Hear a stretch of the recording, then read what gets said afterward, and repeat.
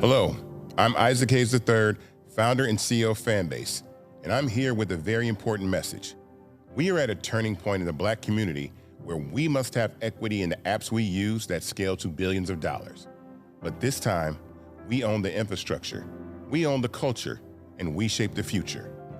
And Fanbase is the future. Fanbase combines the free functionality of Instagram, TikTok, and YouTube into an all-in-one platform built for the evolution of social media and monetization. With over 1.4 million users, that's real proof that we are shifting the conversation of tech ownership and equity for creators. So right now, I want you to go to startengine.com/fanbase and invest today. The minimum to invest is $399. That gets you 60 shares of stock in Fanbase at $665 a share. This marks a turning point in Black ownership of social media. If we don't take this opportunity to own social media right now, we will always be customers to our own creations. And that can't go on. So once again, go to startengine.com/fanbase and invest today. We must own the platforms where our voices live, our stories matter, and where our culture drives the world. Thank you. Folks, Black Star Network is here. Hold no punches. I'm real revolutionary right now. Black power. Support this man, Black media. He makes sure that our stories are told. Thank you for being the voice of Black America, Roland. Stay Black. I love y'all. All momentum we have now, we have to keep this going. The video looks phenomenal. See, this difference between Black Star Network and Black-owned media and something like CNN. You can't be Black-owned media and be scared. It's time to be smart. Bring your eyeballs home. You dig?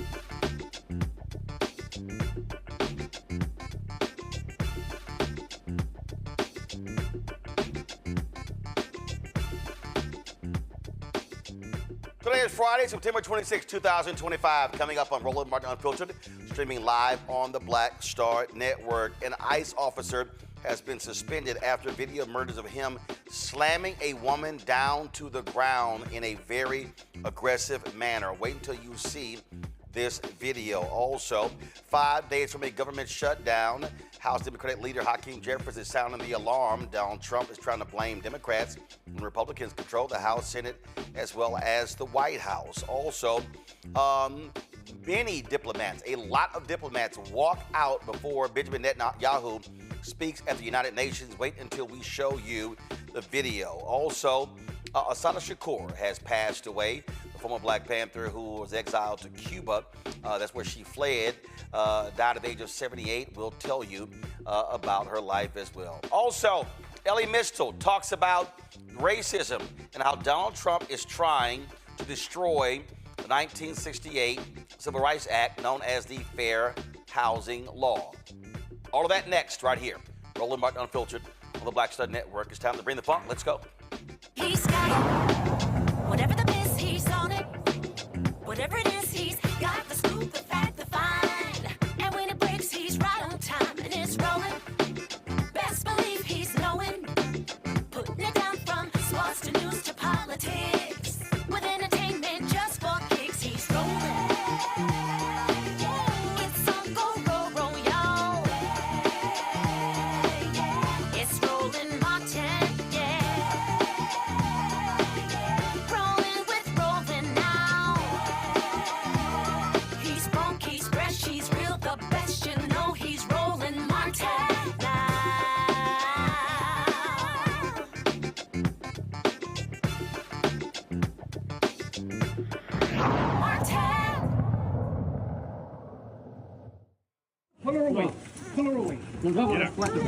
¡Suerte! ¡Suerte, señora!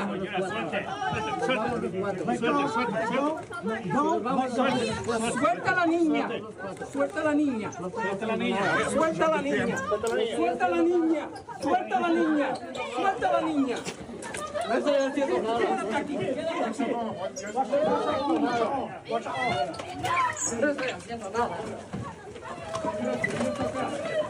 No estoy haciendo nada. No estoy haciendo nada. Adiós. Adiós. Adiós. Adiós. Come on, man.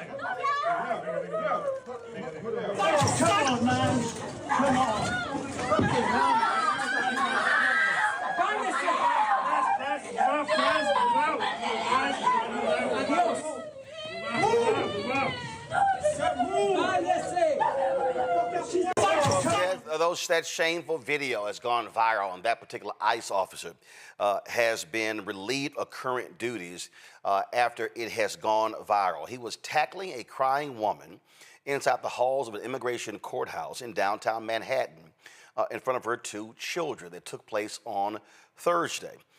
It was at 26 Federal Plaza inside the headquarters for several federal law enforcement agencies in New York City. She was clinging to her husband along with a young girl, pleading for his release while masked officers hauled him away. After the officers pry the woman away from her husband, she yells in Spanish, "They don't care about anything." This is a statement released from Homeland Security Deputy Secretary Tricia McLaughlin. The officers' conduct in this video is unacceptable and beneath the men and women of ICE. Our ICE law enforcement officers are held to the highest professional standards, and this officer is being relieved of current duties as we conduct a full investigation. My panel is Michael Imhotep, host of the African History Network show out of Detroit, Matt Manning, civil rights attorney out of Corpus Christi, Texas, Drew Harris, Elon's founder and CEO of the Elon Group out of Montgomery County, Maryland. Matt, I want to start with you. Here's the deal. Donald Trump has empowered these thugs to do these type of things. We have seen the bullish and the bearish actions of ICE officers. We've seen how they have essentially attacked people. We've seen how throwing folks down to the ground, pulling guns out, storming into car washes. There's a car wash owner who was hospitalized, 79-year-old guy who's now suing them because injuries he sustained. And so it's no shock this happened because they have been allowed to do these things. So imagine the things that we have not seen that took place. This one was recorded. That's right. I mean, you would think that law enforcement officers, federal law enforcement officers, would know better than to engage in such conduct. And I think, this is, an oversight by the administration in terms of just fomenting this kind of cavalier conduct from federal agents. But unfortunately, I'll tell you, I just tried a case in June involving the U.S. Marshals where it was a similar kind of thing. I think for a long time they've been empowered to have this kind of conduct and to undertake these kinds of actions. I think the difference now, though, is they're under a much larger microscope, considering the administration and the administration's trying to round up brown people and non-white people throughout this country. Now, I think the one thing that is potentially positive here is that I think this is a circumstance where the government will actually have liability. But to that end, I think the federal judges are going to have to be the line of defense between lawlessness and some kind of recompense for this poor woman and other people who are in this circumstance. Because what that person in, I don't remember the state you mentioned, but the elderly gentleman probably filed is what's called a Federal Tort Claims Act case. And to make it very short, federal law enforcement officers can be liable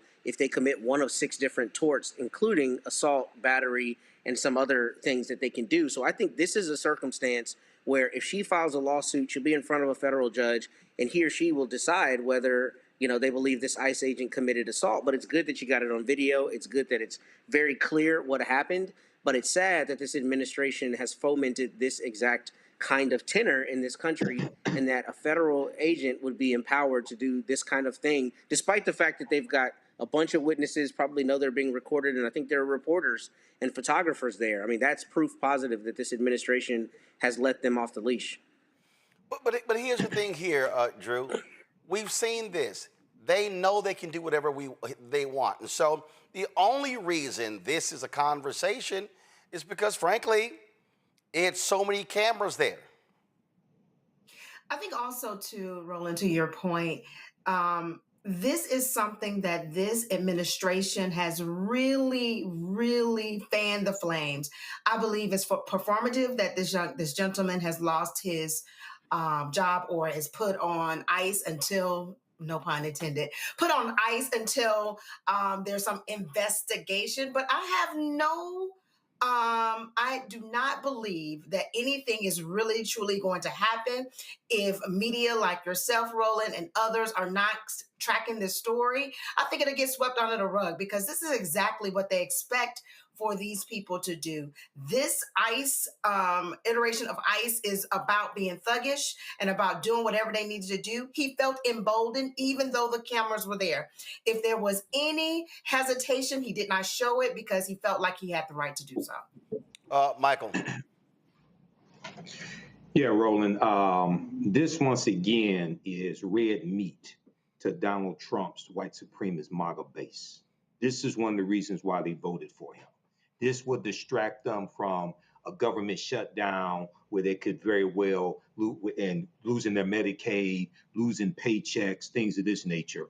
What we just saw is despicable, but also keep in mind now the budget of Homeland Security has been in ICE. They've been tripled because of the big ugly ass bill, and we're going to see more things like this. So it's good that this is recorded and this has gone viral, because this helps push back on some of this. But from reading the piece from the New York Times on this, her husband was at an asylum hearing at the courthouse. And a lot of these cases, when ICE shows up at the courthouse for arrest, they're arresting people who don't have a criminal record.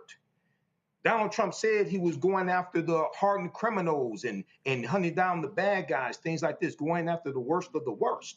Okay, so this appears on the surface right now the opposite of that. Somebody who's following the procedure, showing up to court, things of this nature. So we're going to see more of this, but we have to fight against this. This is why elections have consequences. Well, here's the deal. They've now arrested the superintendent of schools in Des Moines, Iowa. In a message to families, the school board chair, Jackie Norris, confirmed that Superintendent Eon Roberts was taken into custody this morning. District officials say they have no additional confirmed details about his detention or what the next steps may be. ICE, with the assistance of the Iowa State Patrol, says Roberts was found with a loaded handgun, $3,000 in cash, and a fixed blade hunting knife. The agency claims Roberts has been living in the United States illegally from Guyana. He was under a final order of removal issued in May 2024 and had no work authorization. He formerly was a principal in Maryland, has worked in education for a number of years. And to the point there, to Michael's point, Drew, they talked about, releasing, going after hardened criminals. The superintendent of schools, I don't think qualifies for that category. Listen, it's just like Michael said, the people who voted for this man that's occupying the White House, whether they try to admit to it or not, they voted for this.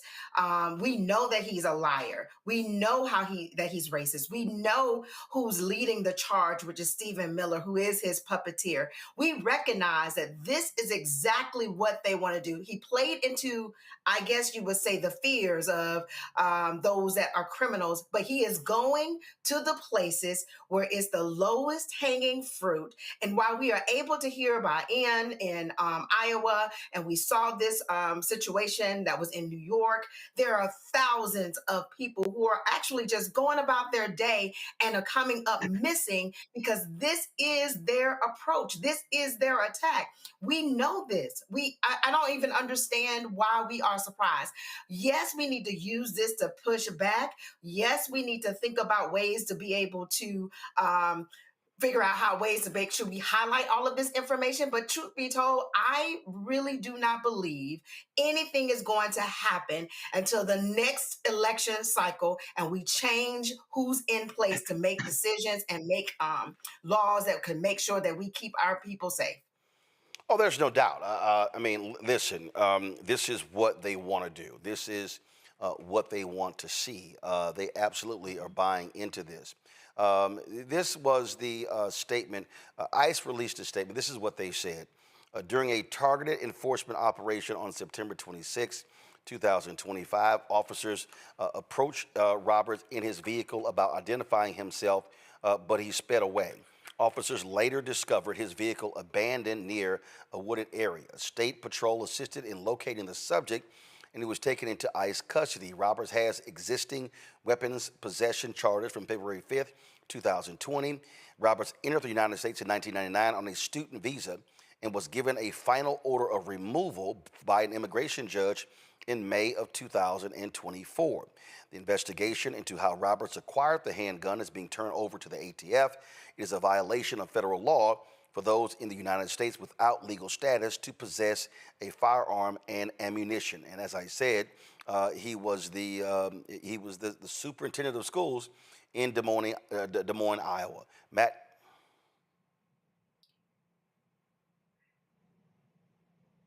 Matt, you're muted.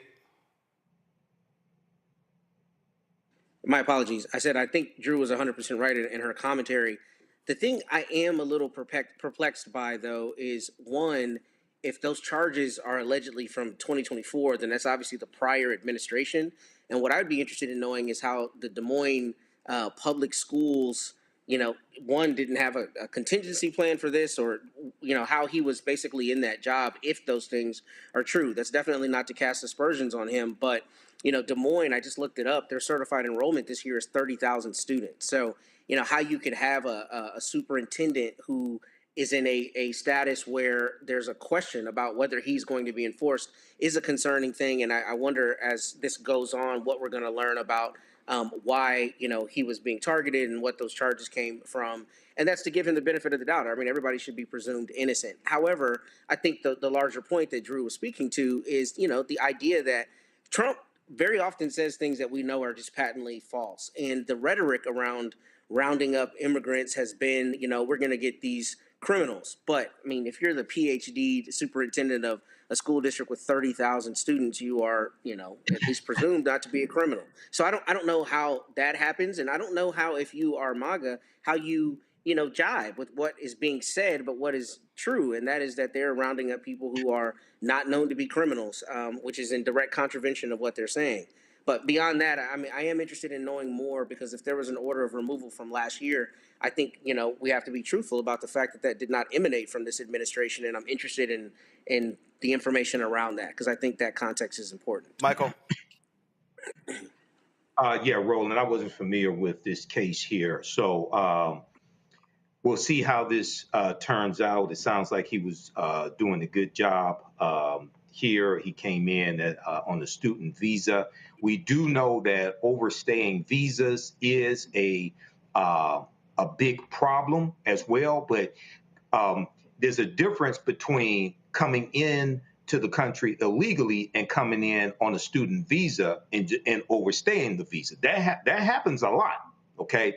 But they did come in legally. So we'll see how this plays out. Hopefully it turns out the best for him.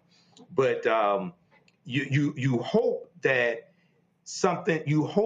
he gets some type of the benefit of the doubt, or there's some other details that we don't know about that are in his favor, because it sounds like he was doing a really good job in his position also. Absolutely. All right, folks, got to go to break. We come back. We're going to talk with Congresswoman Marilyn Strickland of Washington State. Lots happening this week. Director of the Black Caucus Foundation Annual Legislative Conference. We got a shutdown that's looming 5 days away. All of that will break down. You're watching Roland Martin Unfiltered on the Black Star Network. In my book, The Power to Persist, I share 8 simple yet powerful habits, a blueprint for transforming obstacles into opportunities and pressure into purpose. Just as they fueled my rise from the South Side of Chicago to a national stage. And on the Power to Persist podcast, I bring that blueprint to life.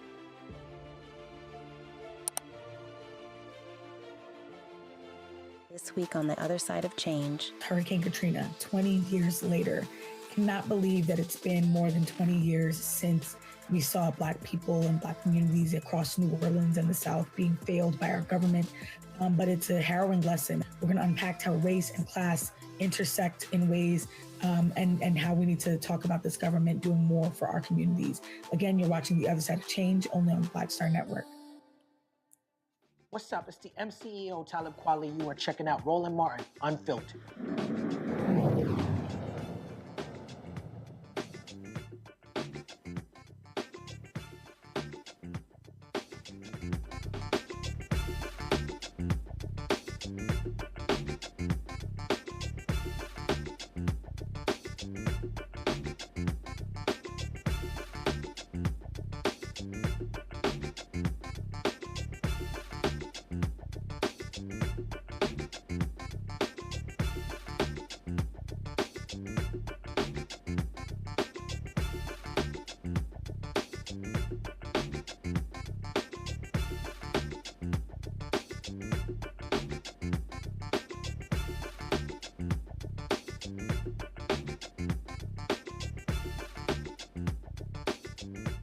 Folks, we're 5 days away from a government shutdown. Donald Trump keeps saying it's Democrats' fault, saying they want health care for, quote, illegal aliens. Democratic leader Hakeem Jeffries says that's an absolute lie. This is what he had to say today in his news conference. One of the reasons why our fight for the American people is so urgent right now is because over the next few weeks, tens of millions of Americans are going to get notices indicating their premiums, copays, and deductibles are increasing dramatically because of the Republican refusal to extend the tax credits connected to the Affordable Care Act. Was there politics in the idea that was an estimation? We're fighting for the health care of the American people, period, full stop. Our position has been very clear, 8 words. Cancel the cuts, lower the costs, save health care. And part of that fight relates to the Affordable Care Act. Part of that fight relates to dealing with the Republicans' cut to Medicaid, the largest cut to Medicaid in American history. Part of that fight relates to preventing a $536 billion cut to Medicare that will occur at the end of this year because of what Republicans did in the one big ugly bill if Congress doesn't act. Part of our fight relates to the fact that Republicans are closing hospitals, nursing homes, and community-based health clinics all across the country, including in rural America right now. And part of that fight also relates to the fact that Republicans have effectively shut down spending on medical research in the United States of America. People are going to die. Cures for cancer and other terminal illnesses that were within reach are now being abandoned. This is like an unprecedented Republican assault on the health care of the American people, and Democrats are standing on the side of the American people. Joining us right now is Congresswoman Marilyn Strickland from Washington State. Glad to have her on the show. Good to see you. This is what's amazing to me. How is it Democrats' fault if Republicans control the White House, the House, and the Senate? It's not the fault of the Democrats, Roland, and I remind people of three things. The Republicans control the White House, the U.S. Senate, and the U.S. House of Representatives. So if there is a government shutdown, it is all on them. As Leader Jeffries indicated in the clip that you just showed, this is about lowering costs, saving healthcare, and stopping the cuts. And 15 million people will lose access to healthcare. And it's not just happening in urban and suburban communities. Rural America, often the very people they represent will suffer from this. So the big ugly bill, the center of it has really been about healthcare. The Democrats are united and we are fighting against this. I saw something today, it was on Politico, where a Republican in the Senate said, why should Democrats negotiate on this if Russell Vought is going to just blow up the federal government in a deal anyway? And kind of makes sense. And so go through all of this just to have the Trump folks say, we're still going to do whatever the hell we want. Well, and I remind everyone too, Roland, they've already been doing whatever the hell they want. They've already been firing public servants and people who are doing everything they can to provide services. And so Mr. Vought can threaten all he wants, but I tell folks, they have already been making cuts. They are going to continue to make cuts. And it's really hard to trust them to stay true to their word. You know, I remember that when Joe Biden was president, Kevin McCarthy, the House Speaker at the time, Republican, actually went to the Oval Office and negotiated with President Biden. President Trump agreed to talk to Hakeem Jeffries and Chuck Schumer, and then, true to form, he got scared, he chickened out, and he backed out. So we had Ashley Etienne on yesterday. Long time, former aide to Speaker Nancy Pelosi. She also was communication director for Vice President Kamala Harris. And she said, listen, if Democrats don't negotiate, she said, then the question is, do they have the stomach for a shutdown? So the question is this here, what do y'all do? Y'all in a precarious situation. What do you do? Because you need 60 votes, obviously, in the United States Senate. And so what do you do when you have Trump who's blaming Democrats for everything? So I'd say a few things, Roland. You know, here's the question. Do you have the stomach for a shutdown, or do you have the stomach to let 15 million people get kicked off of healthcare, to have research canceled, to have people die? That's the choice we're making here. And so as we go through this process, and I will remind folks too, you know, the conversation about government shutdown seems to happen pretty frequently because we can't seem to get a budget passed. I think the bigger question as we step back from this particular episode too is, again, Democrats are fighting for the health care of the American people. The Democrats are on the side of the American people. And at the same time, big picture, why do we lurch from this drama to every drama, which feels like every few months because the government might shut down? It's irresponsible. But right now, the responsible thing to do is for Donald Trump to say, okay, I'm willing to have a conversation. He's not willing to do that. Mike Johnson is not willing to do that. And remember too, you know, they're just doing this because they think that we will blink. And we are on the side of the American people. We are standing by this idea that people deserve health care. It's going to put the economy in a really bad way, but more importantly, it's going to hurt the American people. And in some cases, sadly, Roland, people are going to die because the Republican majority in the House, the Senate, and the White House do not care about them. One of the things that we keep seeing and hearing is that the general public, when you look at polling data, and trust me, I get an earful from people all across the country. They say they have no confidence in Democratic leadership. I'm telling you right now, what they're saying about Senator Schumer, about Democratic Leader Jeffries, about DNC Chair Ken Martin. Again, when you look at the polling data, where Democrats stand, and that's juxtaposed to how Democrats are overperforming in these special elections. And so what's going on here? I mean, I'm telling you right now, that Charlie Kirk resolution, well, Leader Jeffries and three other Democrats, including 3 CBC members, voted for, that pissed a lot of people off. And so what has to happen to break through for congressional Democrats to communicate better to the public, for them to have faith in what y'all are doing on Capitol Hill? So I would say a few things. Congressional Democrats are communicating on a regular basis. And look at how we get information, Roland. We get it in so many different fractured places that it's hard to say, oh, I didn't see you on this show or this particular podcast. You know, Vice President Harris was on a show a few days ago talking about her book. But one thing she said is that there are a lot of Democrats up and down the entire ticket sending a message, sending a strong one, and you may not see them on every medium that you watch, but we are out there spreading the word. And remember this, you know, when we talked about the one big beautiful bill that Donald Trump tried to sell to America as something good, the Democrats were united and we were consistent in our messages. So now it's called the big ugly bill. So all we have to do is continue to be forceful, to send the message about Democrats care about the American people. Healthcare is a very big issue for people because, yes, it's about healthcare, but it's about the economic well-being of the American people. So what are we going to do to break through to people? We have to stay consistent. We have to stay on message, and we have to just keep telling the American people. Because right now, I will tell you, a lot of people get information from fragmented places. And let me give you one example. I have a good friend at home, and she said to me, I don't see you on these high-profile talk shows. And I had to remind her that I did a lot of press hits in different places, but maybe she didn't see me. So the idea that the Democrats are not out there is absolutely false. We are out there, we are working hard, and I will say, you know, the proof will be in the election in 2026. Questions for the panel. Drew, you first. Hi, Drew. Yes.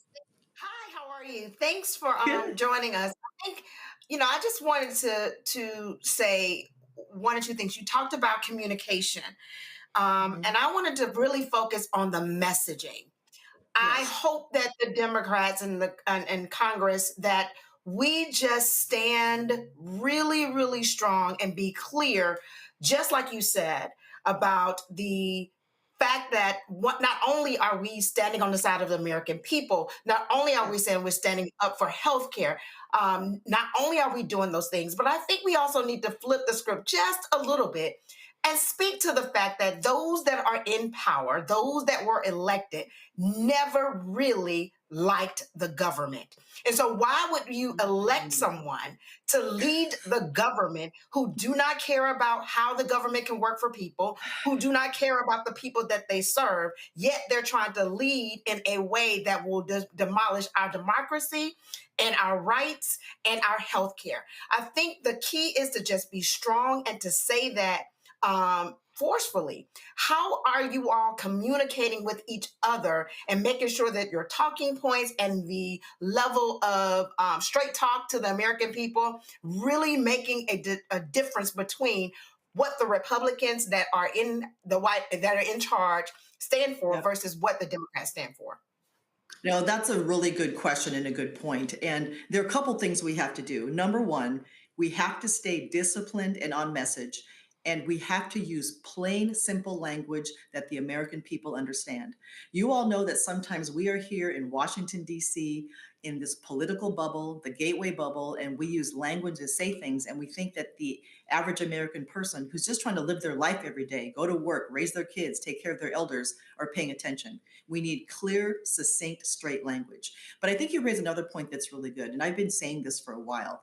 We have to define who the Republicans are because they always define who we are. But we cannot fall into the trap of people saying to you, well, good, you're talking about them, but what do you plan to do? And that's why we're doing both. We're defining the GOP as the party that bends the knee to Trump, that does not care about the American people. And there's a clear contrast. Democrats are fighting for your health care and your economic well-being. The Republicans want to tear it down. And I sometimes, I serve on 2 committees that have a lot of bipartisan support, but there are times when I hear colleagues across the aisle talk about how they hate government. Everything's bad. They want to tear it down. And I want to ask the question you asked. If you hate government so much, then why did you run for office? Anytime we do anything, we should want to make it better. No disagreement there. But they want to burn down our institutions. They want to create a climate of mistrust. And that's everything. Government, the media, all of our institutions. They want to tear them down so that people don't trust them. And when people have mistrust, they're easily led to do the wrong thing. And anything, for example, like an election can be questioned. So you're absolutely 100% correct. We have to define them clearly and succinctly. And again, contrast that with the fact that the Democrats are fighting for the American people. We are fighting for your health care, and we're fighting for democracy and your economic well-being. Michael. All right, Representative Strickland, thanks for coming on today. So when we look at the potential for a government shutdown, and I am for shutting this stuff down, how do Democrats negotiate opening the government back up? The reason why I say that is Supreme Court just ruled today that Trump can freeze another $4 billion in foreign aid, but it was already appropriated by Congress. So if Democrats can negotiate something with Republicans, reducing healthcare cuts, saving Medicaid, things of this nature. And we know that we need 60 votes in the Senate, which means Republicans need some Democratic votes. What type of guarantees do we have that Trump won't renege on that? And then we're back in another predicament. I mean, that's the inherent problem, isn't it? We can't trust Donald Trump to do the right thing. He doesn't obey the rule of law. He doesn't care about the checks and balances. And so, again, we come back to what we stand for as Democrats. We want to stop the cuts. We want to lower costs. We want to save healthcare. Those 3 principles are not going to change. I also want to point out, too, that whenever there's a discussion about shutting government down, unfortunately, it turns into this, it's their fault. It's their fault. But at this stage in the game, the Republicans have only themselves to blame. They control the White House, the U.S. Senate, and the U.S. House of Representatives. They refuse to come to the table to have a conversation. Donald Trump said yes, then he said no. So as far as we're concerned, they get to take full credit for any shutdown because they, in fact, are the ones who will cause it. Matt. All right, thank you.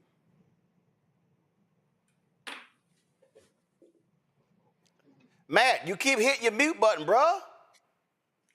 It's not that hard. Even for a Longhorn supporter. Dang. Of course, I should have known there was going to be a low blow there unnecessary. It's the second time you've done it in 30 minutes. In any event, Congresswoman, I'm focused on the task at hand. Well, I'm glad you hit that button so we can hear your question.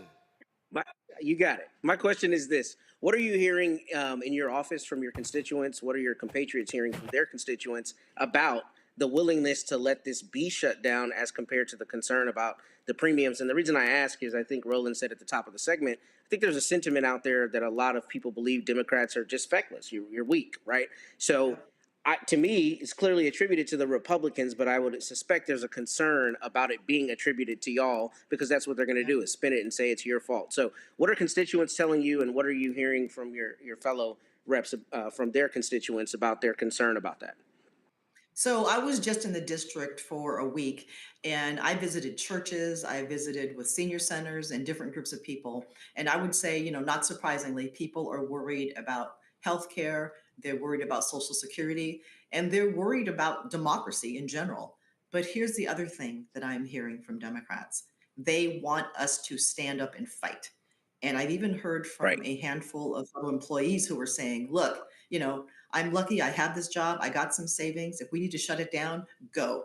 The American people want to see us fight for them, Democrats anyway. And so I think that we have to fight. We have to show that we have the courage to do this. And we are on the right side of everything. We are willing to fight for the American people and their health care. And what I'm hearing at home is absolute worries about financial stability and healthcare, but also the Democratic base wanting to see a fight.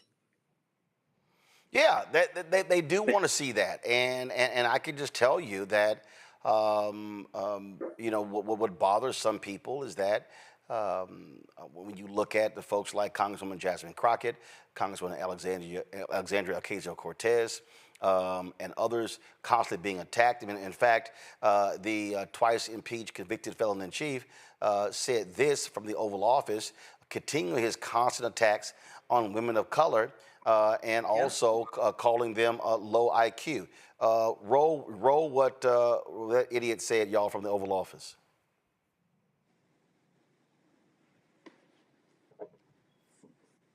All right, it's the clip. It's the clip from the Oval Office where he was. The question was asked about Congresswoman Jasmine Crockett and Congresswoman Ilhan Omar. Jasmine Crockett. Remember what I said? Is she a relation to the late, great Davy Crockett? I don't think so. Jasmine Crockett, let me tell you, before you even ask, she's a very low IQ person. I mean, if we ever had to pass an aptitude test, that's the one should take one because she shouldn't even be in the crowd. So I have no idea what you're going to, but I don't think we should waste our time. This is a low IQ person who I can't even believe is a congressperson. Between her and Ilhan Omar and the group. You know, I met the head of Somalia. Did you know that? And I suggested that maybe he'd like to take her back, and he didn't want her. He said, "I don't want her." Okay, what else? Go ahead. You want? Let's hear what Crockett said. Go ahead. She compared ICE raids to slave patrol. I want to ask you. To slave? To slave patrol. I want to ask you if you think that there should be consequences for members of Congress who make these types of comparisons or use this language. Well, I think she's gone over the line. Again, that's what he constantly does. He did the same thing last time, and he's actually intimidated by black women and women of color. That is absolutely true. And Donald Trump's stupid ass has a lot of nerve calling somebody low IQ or incapable of being there.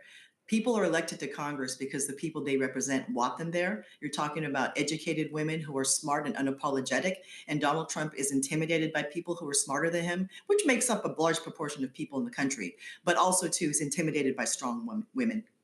All right, then. Congresswoman Strickland, we appreciate it. Look forward to having you back. Thank you so much for having me, Roland. Nice to see you again. Likewise. Thanks a lot. Folks, got to go to a break. When we come back, lots to talk about, including the passing of Assata Shakur, some other stuff we want to deal with. Earlier this week, Chicago Mayor Brandon Johnson, man, he went off talking about the things that they were doing and setting some folks straight in Chicago. And so I'm going to play that for you as well. Lots to break down, but first, folks, you want to support the work that we do here at Roland Martin Unfiltered and the Black Star Network, please support us. There's a lot of stuff we got going on. We're completely redoing our Black Star Network website. We, of course, launching a couple of new shows as well, so your support is critical. And so you want to give to us via Cash App. Use the Stripe QR code. You see it right here, your bottom left corner. Use that for also credit card as well. PayPal's R Martin Unfiltered, Venmo's RM Unfiltered, Zelle, Roland at RolandSMartin.com, Roland at RolandMartinUnfiltered.com. Checks and money order, make it payable to Roland Martin Unfiltered, P.O. Box 57196, Washington, D.C. 2003 7-0196. Back in a moment. Said the quiet part out loud. Black votes are a threat, so they erased them. After the Supreme Court gutted the Voting Rights Act in 2013, Republican legislatures moved fast. New voter ID laws, polling place shutdowns, purges of black voters from the rolls. Trump's Justice Department didn't stop it, they joined in. In 2018, his DOJ backed Ohio's voter purge system, a scheme that disproportionately erased black voters. Their goal, erase black votes and political power. Yeah, that happened. These are the kinds of stories that we cover every day on Roland Martin Unfiltered. Subscribe on YouTube and download the Black Star Network app. Support fact-based independent journalism that centers African Americans and the issues that matter to our community.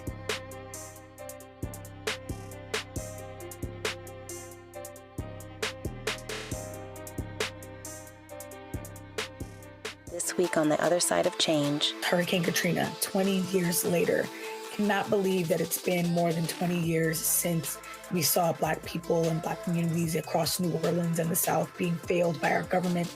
But it's a harrowing lesson. We're going to unpack how race and class intersect in ways and how we need to talk about this government doing more for our communities. Again, you're watching The Other Side of Change, only on the Black Star Network. Next on the Black Table with me, Greg Carr. An hour of living history with Dr. Richard Mariba Kelsey, thinker, builder, author, and one of the most important and impactful elders in the African American community. He reflects on his full and rich life and shares his incomparable wisdom about our past, present, and future. African genius is saying that my uncle was a genius, my brother was a genius, my neighbor was a genius. I think we ought to drill that in ourselves and move ahead rather than believing that I got it. That's next on the Black Table, here on the Black Star Network. Hi, I'm Swing Cash, Basketball Hall of Famer, and you're watching Roland Martin Unfiltered.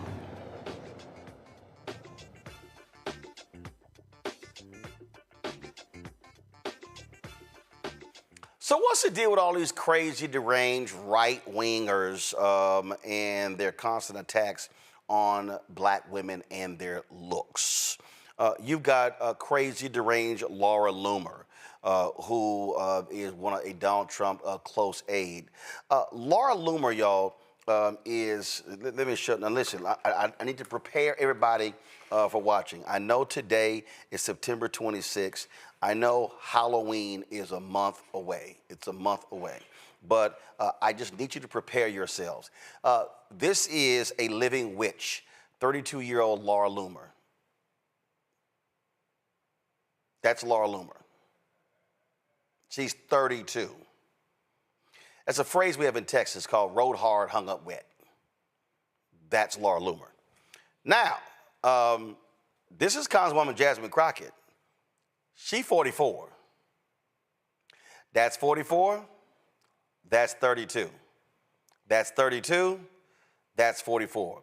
Laura Loomer should not be calling anybody, I mean anybody, ugly.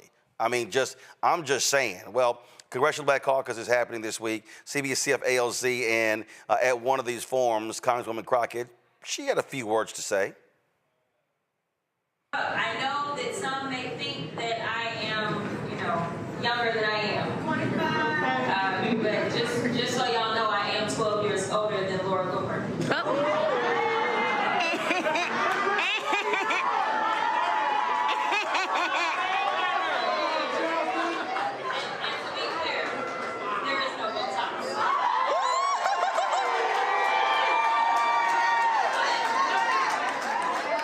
Say that.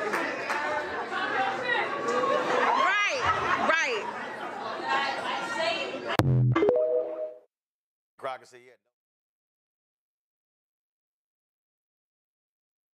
Trashing her, calling her ghetto, all this sort of stuff like that. Come on, pull it up. It hurts my heart that we have ghetto Black bitches who hate America serving in Congress. And so, but this is who Loomer is. I mean, she's always putting this stuff out there. She's always trashing people. But it's also that skinny, no hip, no butt white woman, Megyn Kelly, who did the exact same thing. And so Megyn Kelly out there trashing, dogging folks. And so she was critical of Jemele Hill. And all that sort of stuff like that. And Jemele, of course, responded. And so, again, this is what you have going on. So Megyn Kelly, matter of fact, your friend. Let me see this here. I think this was, somebody posted this. Okay, I think, all right, so just watch this. Again, this is the stupid stuff you see going on. Go ahead. A coat of mascara would be your friend. I'm just going to tell this to you, woman to woman on television. You need a little work, and you should have them back off the camera a little bit because you are not attractive enough to have that extreme close-up. Push away your laptop, Jemele, and add a filter or two. Honestly, like, we actually don't use any on this show because I do put on makeup so I look presentable, but you need work because you can't both be ugly on the outside and the inside. You need to choose one, okay?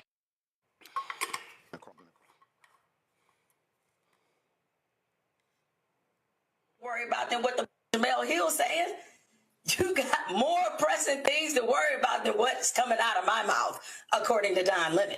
So if I were you, I'd deal with that and worry less about what I'm wearing. worry less about what foundation number I'm using. If I'm using MAC products or Fenty Beauty, I wouldn't worry about that. I worry about my house because we good over here. And finally, let me leave you with this. In case it was any. If y'all out. Got audio, I need y'all to come on and be on this, please.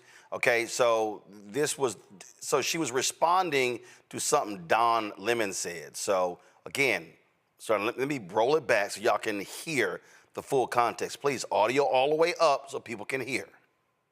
Across the room, it's weird. Hold on one second, here we go. On the outside and the inside, you need to choose one, okay? Across the room, it's weird. Megan, you. So what happened with that was Don Lemon said that there was some event and Megyn Kelly's husband kept looking at Don Lemon's husband across the room. That's what he said there. Okay, let me play the rest. Got more press. All right, so Jamel just went off on her. Drew, but here's what's crazy. Okay, again, Megyn Kelly, stop it. Okay, boo.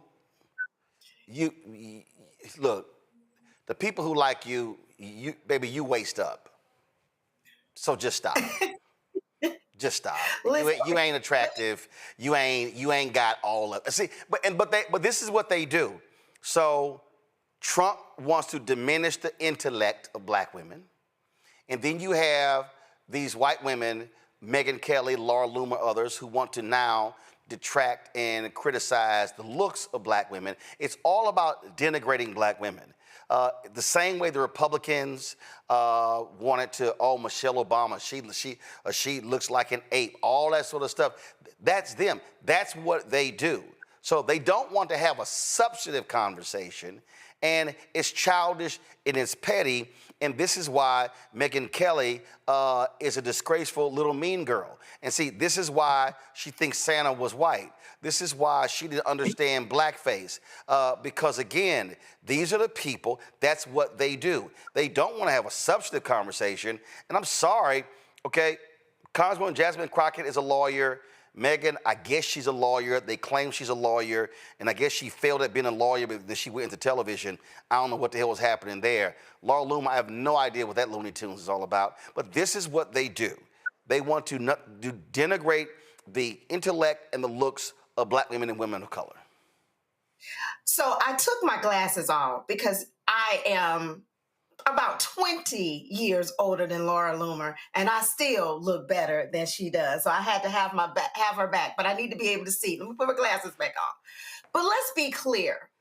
I find it very rich when the Republicans, MAGA, or whatever we want to call them on the other side, talk about civility, talk about how we need to tone the temperature down, talk about how the folks on the left are eager to go after. But it seems to me that this comes from the very top. This comes from, as you said, the convicted felon that's occupying the White House. It comes from the very top, because what I know for sure, they are not only intimidated, but they are also afraid of the greatness that not only Black women bring to the table, but if and when we lead, we speak clearly, we come with all intelligence, we are ready to work and to serve. So here is the key. When you hear what the Laura Loomer and the Megyn Kellys have to say, what you hear is the jealousy. What you hear is the incompetence on their own part. A lot of times what they're trying to do is try to denigrate who Black women and Black people are because they have nothing else to stand on. I am so proud of what Jasmine Crockett and what for Michelle Obama, Joy Reid, all of us, Ketanji Brown, what they are doing and what they represent, including Kamala Harris. The key here is this. I think a lot of this conversation is busy talk. I forgot which one of my co-panelists talked about this. This is all about a distraction. It's trying to keep us from understanding what's happening with the Epstein file. It's trying to keep us from understanding what's happening as they take away our healthcare. It's trying to keep us from understanding and knowing what's taking place that's going to harm us in the future. It is taken away that they are really there for the rich and not caring about the rural America, because what they really want, what the MAGAs want, what the sycophants want, is they want to believe that anything that we receive is because something was handed to us. But truth of the matter is, we work harder, we're smarter, and we get things done. That is the problem here. We need to make sure that we stay on message and understand that we expose what's happening and continue to talk about what's real. As Black people, talking about our economic status, talking about our economic wealth, talking about what's right, talking about our voting rights, talking about our health care, talking about our housing. I don't have time. And I know that Jamil Hill and Jasmine and everyone feels like they need to respond. But honestly, we need to shake the dust from our feet and keep on stepping. But here's the reality, Matt, and I was talking to a couple of Republicans about this here. The Republicans actually are scared of Jasmine Crockett. Literally. The reason they cannot, the quote was, my side hates Jasmine Crockett because she's effective. And see, you have to return fire with fire. You have to, so it's like Trump. You want to give nicknames, you want to sit here and do this here, guess what? You got to hit him back with the exact same thing. And so, I'm like straight. Jamel had all the smoke for Megyn Kelly, and I'm like, I was down with it 100%. This is what you have to do to say, hey, y'all want to swing? Let's swing. Well, you're right. I just want to say I noticed that I think the control room was playing a video and the audio wasn't up, so it sounds like there are muting issues all around tonight. No. You the king of muting issues, so you don't want to keep bringing that up. I just heard you asking for audio, which means it was muted. No. Actually, that's not what actually. Here's the thing. No, that's not what actually what happened. No, first of all, let's be factual here. We're playing the video. Do what you need. Video. No. The video was playing, and then when the video, there were 2 videos on there on that Twitter feed, and one stopped and one started. So when one stopped, audio pulled it down. All right. So, but your ass. Okay. The king of mute. But you might want to go on before you get cut. You ready, Roland? You ready? All right. I've been ready. Let's go ahead and move. You the one brought your problems back up. Look, I ain't bring up no problems, brother. I just mentioned God don't like ugly. Sweep around your own front door before you try to. God don't like ugly or Longhorns. Ask Ohio State. Oh Lord. Here's the thing. I think you're right. And I think the thing about Jasmine Crockett is she's better at their game than they are. You're exactly right. She's effective. She's sophisticated. She's brilliant, but she's very good at the sound bites. And I'll tell you, I think we live sometimes or all the time now in a very unserious world. I think we should be, repulsed by the fact that a lot of our politicians are always seeking sound bites. However, I think strategically right now it's necessary to have somebody who's an effective communicator for the pushback. And Jasmine Crockett is the exemplar of that. So, yes, you're exactly right. They are afraid. But I actually want to address a different element of this that I haven't heard addressed yet. You know what really especially bothers me about the Laura Loomer comments is the fact that white people love to cosplay with anything Black or what they think is urban or hip hop all the time until they need to reclaim whiteness because they think that gives them some superiority. That isn't every white person, of course, but we see that all the time. You look at, Russell Simmons' comments from years ago about 70% of hip hop being bought by white people. Anecdotally, that is true. Young white people all the time will tell you about how they listened to this record, how NWA was so important to them back in the 90s or whatever. But then when it becomes advantageous to distance themselves from Blackness, they start to denigrate it. And that's exactly what you see Laura Loomer doing. I don't know her background, but I guarantee you, she's listened to hip hop records and talked about how she likes some rapper. But then when it becomes advantageous to tear down a Black person, it's now calling them ghetto and Black and all these things that you would otherwise be embracing. And I think that's an insidious thing. And I think it is proof that often white people are going to cosplay when it's advantageous and then, reclaim their whiteness when they need to be back on a pedestal. And that's what I saw when I first heard those tweets that just really infuriated me. Yeah, and you also really shouldn't call people ugly when you literally went from this to this. Like I warned people, Michael, I gave them a trigger warning. Yeah. Wow. Wow. Well, maybe, maybe she's dressing up for Halloween early. I don't know. But only in this crazy administration with Laura Loomis. Somebody posted this here. My little granddaughter just won't take off her Laura Loomer costume. Isn't she precious?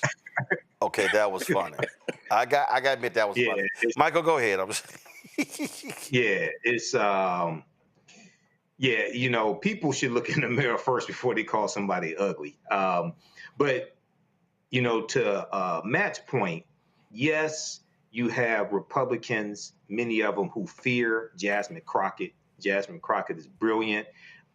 She looks younger than she is. We know white women don't age very well. I'm gonna go ahead and say it. It just we know a lot of times they don't. That's just the truth. That's just the truth. But also, this is the same antipathy that Charlie Kirk had for black women as well. Okay, and the reason why so many of them from the Trump administration were there for Charlie Kirk's funeral was because they think the same way he does. They hate black people just like Charlie Kirk hated black people. All you have to do is go look at the anti-black comments Charlie Kirk made, insulting the intelligence of black women like Michelle Obama and Joyanne Reed, the late Representative Sheila Jackson Lee, et cetera, saying they don't have the brain processing power, et cetera. And also, these same people, this is why they hate Kamala Harris, because they know Kamala Harris is more intelligent than any of them and is better at politics, et cetera.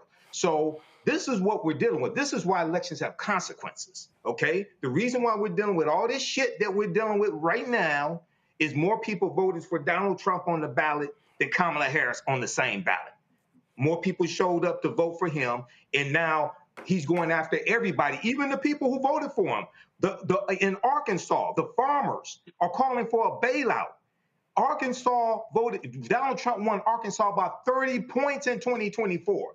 And the farmers are crying that they're about to lose their farms and things like this because of the tariffs, et cetera. They thought he was their savior, but this is the MAGA death cult that you're dealing with. Okay, I'm just going to show one more before I go, and I'm just going to leave it. I'm just going to leave it there.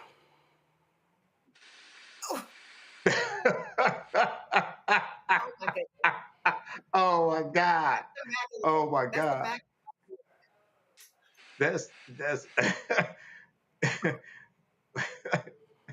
oh, what happened? Poor thing. Bless our heart. I'm just going to go to break on that one. I'll be back.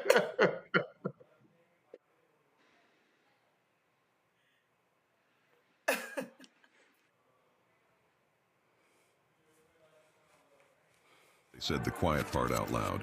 Black votes are a threat, so they erased them. After the Supreme Court gutted the Voting Rights Act in 2013, Republican legislatures moved fast. New voter ID laws, polling place shutdowns, purges of black voters from the rolls. Trump's Justice Department didn't stop it, they joined in. In 2018, his DOJ backed Ohio's voter purge system, a scheme that disproportionately erased black voters. Their goal, erase black votes and political power. Yeah, that happened. These are the kinds of stories that we cover Brandon every day Johnson on ready. Roland Martin Unfiltered. Subscribe on YouTube and download the Black Star Network app. Support fact-based independent journalism that centers African Americans and the issues that matter to our community.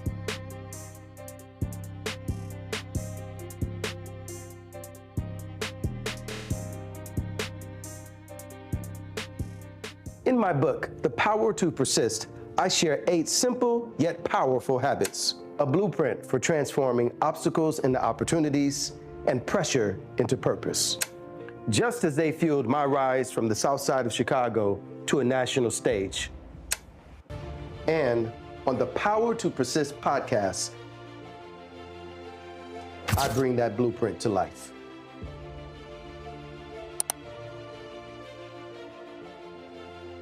Hey, I'm Malcolm Lee, and you're watching Roland Martin Unfiltered.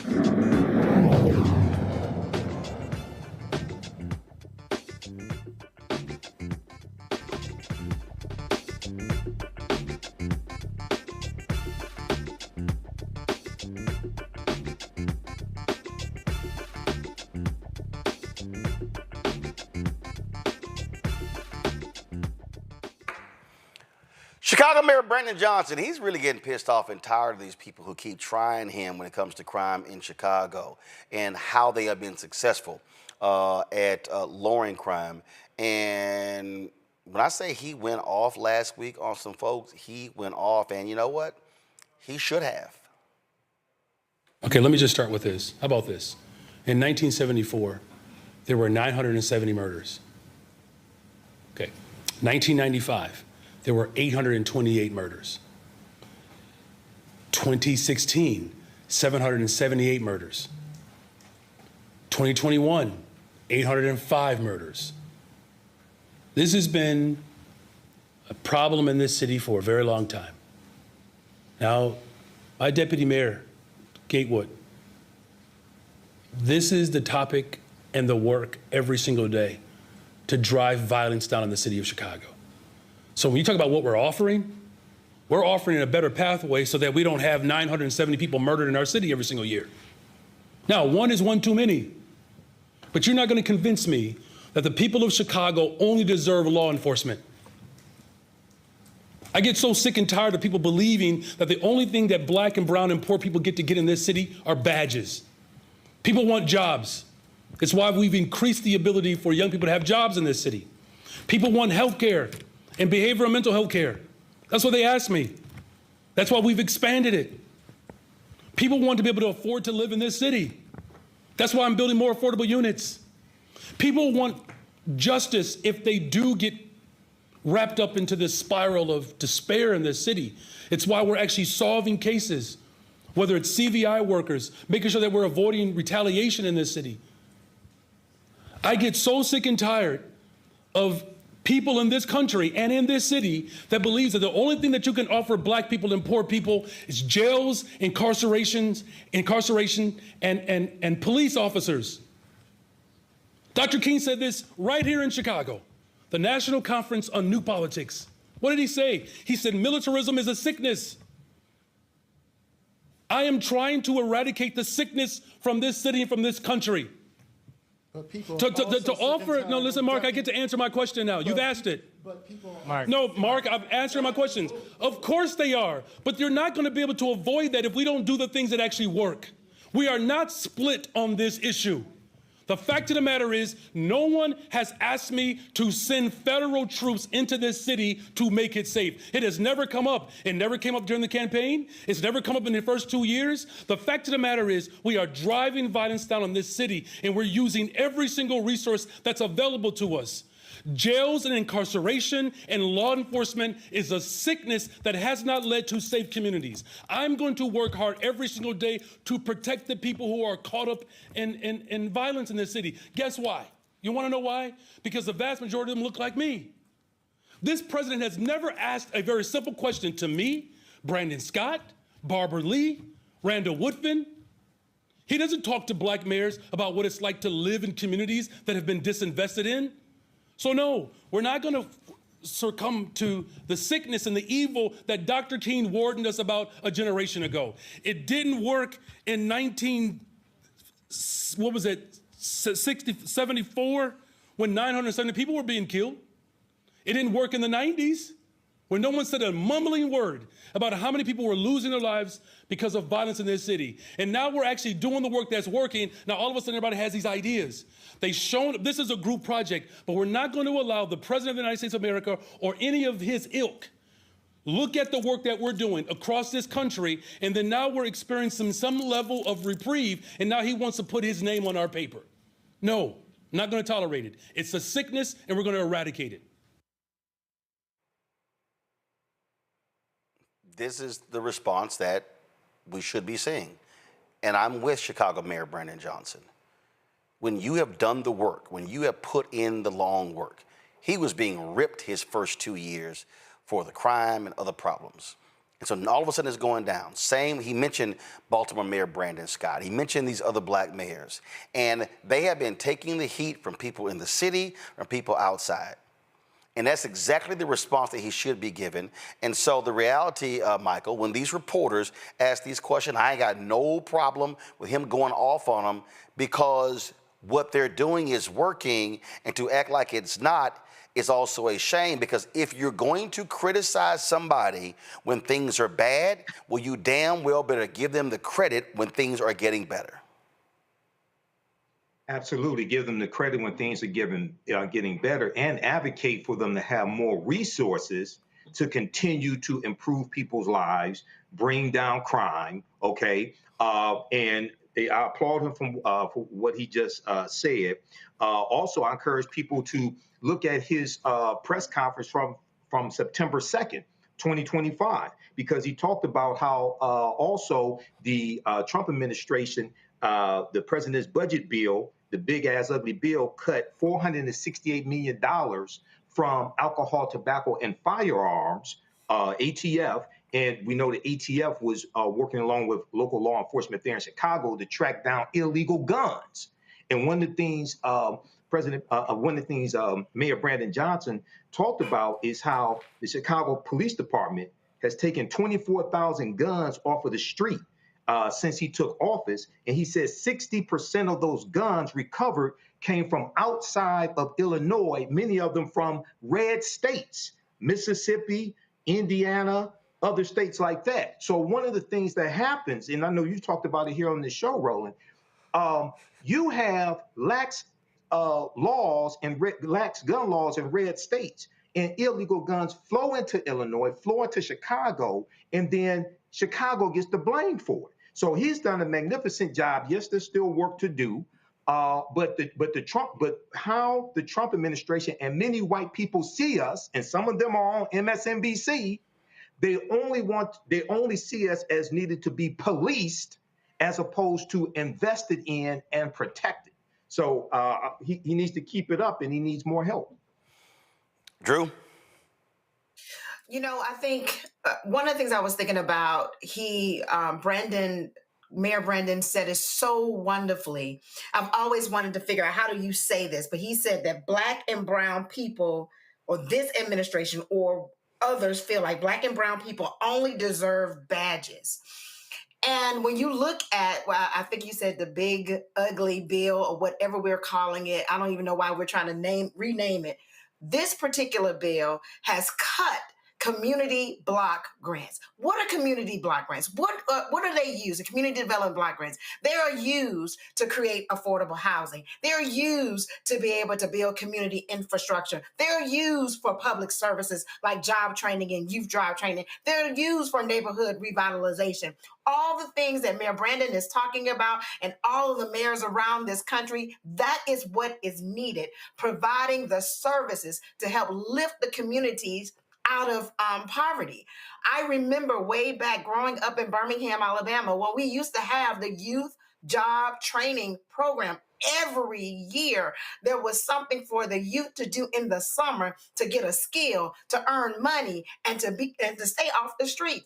At the end of the day, these mayors are working with the resources that they have, and instead of this convicted felon that's in the White House coming and saying, hey, let's do more to make the communities safe by providing opportunities, they feel like sending badges and sending military in order to be able to impact and really continue to demolish the communities that we have. So I applaud him for being able to stand up and speak truth to power. All of these cities, what they need are resources in order to support those who are in need. Listen, it makes all the sense to me, Matt, and I just think that this is how you just have to react. I think, listen, you cannot kowtow, you cannot bow down, you cannot bend, and when you are doing the work, hey, man, talk your shit. Women lie, numbers don't lie. And I think data is the way to approach it. Because I think when you come out and you delineate exactly what those numbers were, that dispels any myths. And we've talked about this on this show many, many times. But here's the thing. Part of this Republican playbook right now is a disregard for the truth, because the truth doesn't matter if all you're trying to advance is your narrative. So the only way to push back against that is to say, here's what's actually happening. Here's why what they're feeding you is garbage. And here's why what we're doing is working. And I'm glad that he took this stance. But another thing I'm very glad about is I'm glad that he is passionate, because I think it's important A lot of times, Black people in elevated spaces can be concerned about looking too passionate because of all the unwritten rules and microaggressions and BS that we have to deal with. And I like that he was unbridled. And he said, no, you asked me a question, I'm finna answer it. I think that's important because I think what we're seeing is patent dishonesty. And I think we're seeing, you know, an administration, the Trump administration, and Republicans around the country who are echoing the same kind of sentiments, who are just saying things that are patently false and easily disproven. And I'm glad that he stood on business, so to speak, as it relates to the numbers and how the trend is going down. And I think it's really important because we saw that same thing in D.C., right? I mean, you just point and say crime's running rampant here, but the data shows that that's not actually the case. And I think there needs to be a continued onslaught of you are lying, and here's how I can show that you're lying. Yeah, and you got to actually say, you lying. Stop lying. Yeah. To me, I don't think you can dance around this thing. You can just sort of, you know, use other certain, no. You got to call this thing what it is. And that, to me, is just how I see it. And I just think too many people are not trying to do that. All right, y'all, got to go to break. We come back. Ellie Mistel, we talk about how Donald Trump and MAGA, they want to pretty much gut the Fair Housing Act, that third piece of civil rights legislation from the 1960s. I have that conversation next, right here. Roland Martin Unfiltered on the Black Star Network. On the next Get Wealthy with me, Deborah Owens, America's Wealth Coach, we talk about the principles of mindset, strategy, and execution. This week, we're adding a fourth, faith. You're going to hear from a mother and daughter duo who are helping thousands of Black women build wealth, all through their faith. You are more than you can ever imagine. Not just obtaining things to show that, but seeing yourself. Making your faith work for you. That's right here on Get Wealthy, only on Black Star Network.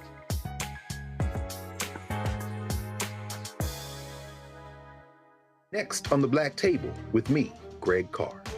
An hour of living history with Dr. Richard Mariba Kelsey, thinker, builder, author, and one of the most important and impactful elders in the African American community.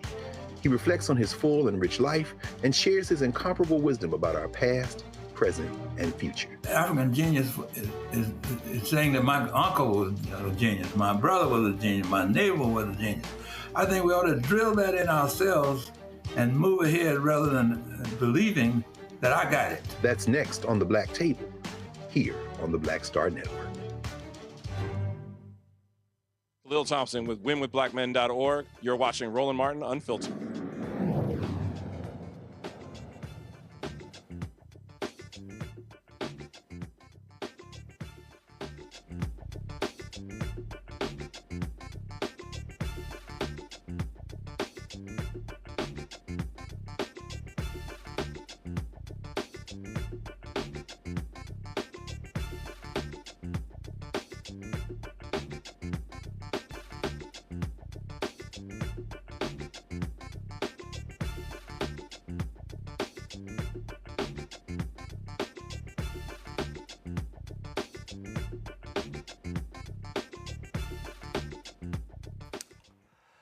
April 4th, 1968, Reverend Dr. Martin Luther King Jr. was assassinated in Memphis, Tennessee. The next day, President Lyndon Baines Johnson sent a letter to the House saying it is time that they pass the bill Dr. King gave his life for.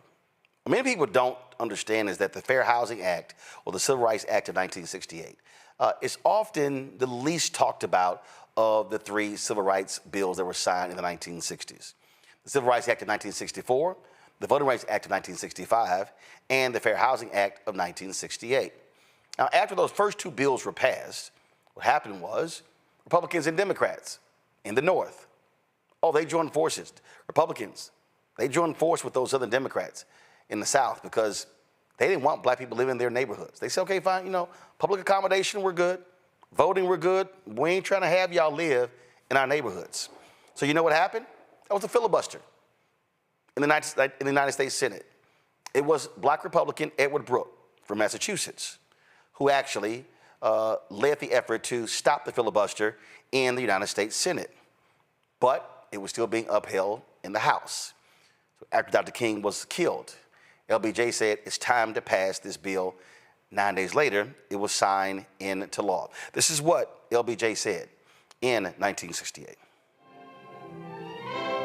Even while President Johnson talked to Chancellor Klaus about America's responsibility in a time of crisis and challenge, word came from Capitol Hill that Congress had passed and sent to the White House the Civil Rights Act of 1968. Included in the measure was a landmark open housing bill, which, when fully effective, would forbid discrimination in approximately 80% of all housing offered for rent or for sale in the United States.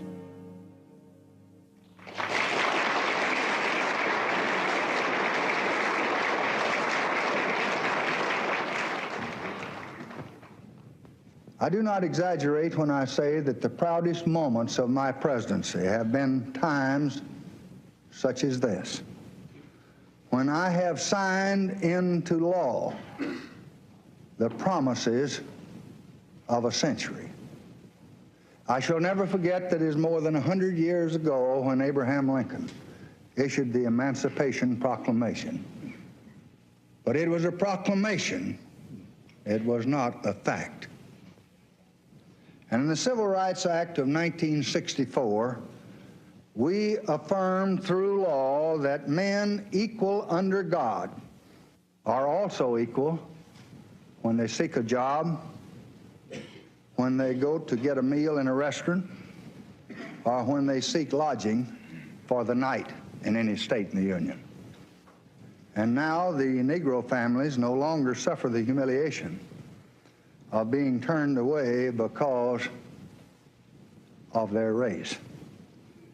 In the Civil Rights Act of 1965, we affirmed through law for every citizen in this land the most basic right of democracy, the right of a citizen to vote in an election in his country. In the 5 states where the act had its greater impact, Negro voter registration has already more than doubled. Now with this bill, the voice of justice speaks again. It proclaims that fair housing for all human beings who live in this country is now a part of the American way of life. We all know that the roots of injustice run deep, but violence cannot redress a solitary wrong or remedy a single unfairness. And we just must put our shoulders together and put a stop to both. The time is here.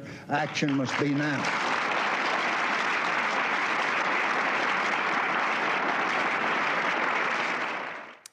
Well, Donald Trump and MAGA want to gut that very act. I talked with Ellie Mistel, justice correspondent with The Nation, this week at Congressional Black Caucus Foundation, ALC, about this very issue. Here is our conversation. I've been talking the last 8 months about how MAGA wants to defund Black America. They're going after every single infrastructure in Black America. The downfall of America began with the Civil Rights Act. Charlie Kirk often talked about, how it was a massive mistake. So folks need to understand what's at play here. They want to get rid of civil rights protections. It's a three-legged stool, right? It's a three-legged stool to build social, racial, and economic equality in this country. And the 3 pillars are the 64 Civil Rights Act, the Voting Rights Act of 65, and the Fair Housing Act of 1968. And Fair Housing Act, it's less heralded, less people know about it, fewer people talk about it. It's not even called the Civil Rights Act of 1968, right. It's called the Fair Housing Act. It is one of the 3 most important pieces of legislation that's ever passed. Why? Because keeping Black people from living where we want to live is the foundation of every system of racial oppression ever invented. Go think about the word apartheid. What does that actually mean? It means setting apart. The first law of apartheid is that you can't live around white people, right? The first law of American white oppression is that you can't live around white people, right? That you have to keep the races separated. So when so one of the reasons why the Fair Housing Act is so important is because there was no such thing as desegregation. There was no such thing as equality, racial or social, if you don't have fair, equal access to housing rights, and that is the thing that Trump has been quietly, it turns out, taking away. Now, I was surprised about this because I know I don't know how many of your listeners know. I know you know. Trump and his slumlord daddy got sued for violating the Fair Housing Act in 1973. They got sued. They had settled the DOJ. They admitted no guilt. You know how Trump does these things. But this is what they got sued for. So I thought that, you know, now that he has all this power on, these white supremacists are bending to as well, that would be the first kind of frontal attack on this law that got him sued. He hasn't done it frontally. He hasn't done it loudly. He hasn't done it the usual Trump way. He's been doing it quietly under the scenes, behind the scenes, but there was an explosive report from the New York Times that shows that the staff of the HUD, of Housing and Urban Development, that have been reduced by 65%. The lawyers whose job it is to investigate housing discrimination and sue slumlords like Donald Trump's father, they have been reduced from 22 lawyers to 6. Well, and here's the issue we're dealing with, Ellie. You got a black HUD secretary. You know how Democrats always like to make the Department of Defense like the place to rehire a Republican? Republicans always like to make HUD the place where they hire one black vote. They had Ben Carson running the HUD department. Ben Carson, who was a doctor, right, was running HUD. Are you kidding me? Because it's the black job for them. But this black HUD secretary, he's no better than any of the white supremacists in the administration. He is willing to undermine and destroy the Fair Housing Act. The HUD usually issues 35 challenges over housing discrimination a year. So far in the Trump administration has been 4. So I had ProPublica, they had a report, and I had them on the show, where there was a case out of Texas where they had the evidence that these white folks in this HOA discriminate against black people. What does Trump do? They drop the case. Absolutely, and that's what they've been doing. The head of the deputy undersecretary, the person at the Department of Justice who's supposed to be making these suits, he wrote 2 memos, and in one of the memos he said that he wasn't going to pursue tenuous theories of racial discrimination anymore. One of those tenuous theories that he highlighted was racial discrimination in housing appraisal. Now, Roland, you own your home, I own my home. If you were talking to a black person who owned their home, who was about to sell it, what's the first thing you would say? Do not let a white appraiser appraise your home. It's the first thing you would tell them. And if it's going to be a white appraiser, you'd be like, and if it's going to be white, then have a white family, take down all your black art, make sure a white family is standing in for you, because we know that white people will undervalue our homes. And again, that's just not like word of mouth talking. The Brookings Institute did a study on this. They found that black-owned homes in black neighborhoods were undervalued by 20%. And this costs, and this goes to your point about the economic attack on our community from this administration. Racist home appraisals alone cost our community $162 billion. And that's from the Brookings Institute. I'm not doing the math. But it's not even just the Brookings Institute. That was a major piece under Biden-Harris. And I remember when I was on Patrick Bet-David's podcast, and I raised that issue. And then he was like, well, like, what are you talking about? I said, what are you talking about? I said, they studied 47 million transactions, and looked at the census tract, they compared it, and they showed similar census tracts, similar deals, black homeowners being discriminated against. And so the Biden folks mandated training, things along those lines.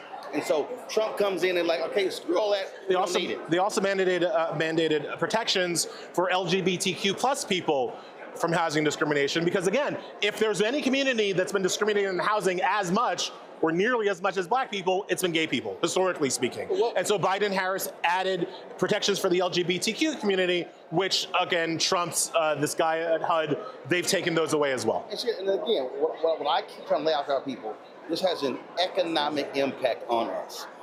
And so this is not just some thing. And what we know First house I tried to buy in my neighborhood. Listen, I actually, look, when I tried to buy a house before, what was interesting is they asked me and my wife they wanted to see deposit slips. And I was like, ain't nothing legal about that. And it was like, oh, so forget like what you say your income is, which was easily proven. They couldn't imagine that our income was more than $300,000-$400,000 and want to see actual deposit slips. I tell them, y'all can go to hell. My mistake was that I showed up at the home inspection. And I showed my blackety black ass up at the home inspection, and suddenly the white homeowners, they took their house off the market because they knew that they couldn't sell any, they knew that I was a lawyer by that point, that I would sue them. So they just straight up took their house off the market. And they were still just like, you know, oh, you should sue Allianz. It's like, man, you couldn't pay me to give those white people my money. Right. You couldn't, like, I will find another house, and I did. We've been there for 20 years. But like, the point is that this is real. This is not something that's a figment of people's imaginations. This is discrimination that happens to our people every day, every homeowner, every renter, and the wealth that is extracted from our community by white folks through their racism is shown most obviously in the housing situation, which is why they want to destroy the law. And look, and this also is one of the things that when we were talking about if you were a Democratic politician or whatever, why you have to campaign on this stuff. You got to make it plain. It can't just be sort of you just mention it in passing. It has to be made economically. It has to be made economically. That's how you have to make this argument. People to understand what's going on. Absolutely. You have to show them in dollars and cents. You have to show them, hey, have you ever faced racism, but they told you it was Equifax doing the racism, not your landlord? Actually, it's your landlord, and here's how my policies are going to help. It has to be that one-to-one clear. As we always say, okay, so folks out there, what can people do? Pay the damn attention, one, right? Just like be aware of what's happening, one. Two, a lot of housing discrimination happens at the local level. So when you are talking about housing discrimination, you are talking about state, local elections. You're talking about your local DA. You're talking about your local zoning board. You're talking about people that you vote for in off-year elections when Congress and the president aren't running. So for the love of, like, show up to those elections because those are the people that are actually going to impact your, you know, I live in New York City. We have a rent board. They're elected. We can change them anytime we want if we just show up in these off-years elections. So that's what I would say. And last point, we have midterm elections next year. Whether we but this November, this year, 2025, some of these local officials are up for election, and you can change literally how it works in your community if you show up in overwhelming numbers. Well, in the case of you've got New Jersey gubernatorial election, you've got Virginia gubernatorial election, you've got House up as well. And so this has to be where we're making this a point at candidates forums, challenging them on these issues. What are you going to do about this in the state legislature as the governor to make sure it doesn't happen?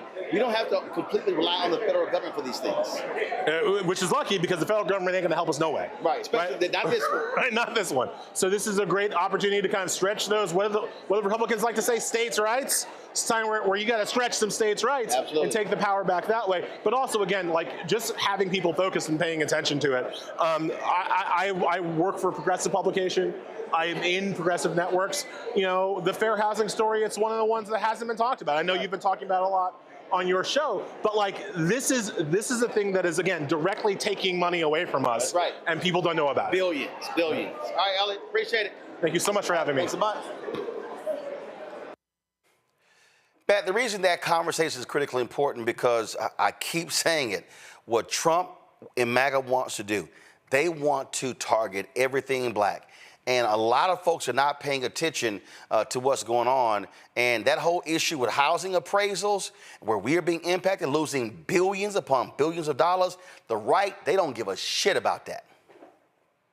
Correct. See, also the private equity that's in housing these days, right? I mean, we've talked about it on the show where single family homes in like greater proportion than ever before are being owned by private equity. That's important because these business people who want to be racist and want to sell it to certain people and want to deny certain people's entrees into communities are going to be able to do that with impunity now if you know that the Fair Housing Act is gutted and that there's not going to be a Department of Justice or other officials who will be looking into that, cutting down the numbers of the lawyers who investigate that. That's going to have a measurable effect on black wealth and also just your ability, your God-given right to live where you want to live. And I'll say two things anecdotally that go to this point. I filed my first Fair Housing Act case last year in a situation in Houston, and it was a young man who was trying to rent an apartment, He didn't get it rented. They had a question about his finances. He goes into the office and he says, "Are you not renting this to me because I'm black?" And the woman said, "Yes." Wow. He answered yes in 2022. So it's a suit I filed last year.